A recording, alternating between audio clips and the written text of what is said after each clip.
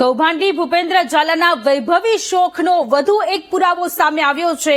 કૌભાંડી ભૂપેન્દ્ર ઝાલા મોંઘા ફોન જ નહીં પરંતુ ફોનના કવર પણ મોંઘા રાખતો હોવાનું સામે આવ્યું છે। આરોપીએ બીઝેડ લખેલા ફોનનું કવર 5 થી 11 તોલા સોનામાંથી તૈયાર કરાવ્યું હતું, જે બાદ આરોપી ફોન કરતા કવર મોંઘું હોવાનો રોફ જમાવતો હતો।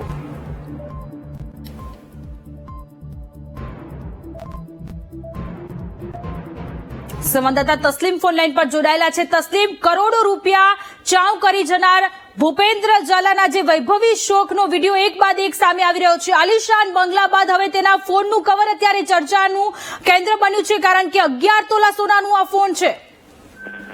ચોક્કસપણે લોકોના પૈસે સાગરધીના હોય તેવા આ સમગ્ર વિડીયો જોવાઈ રહ્યા છે।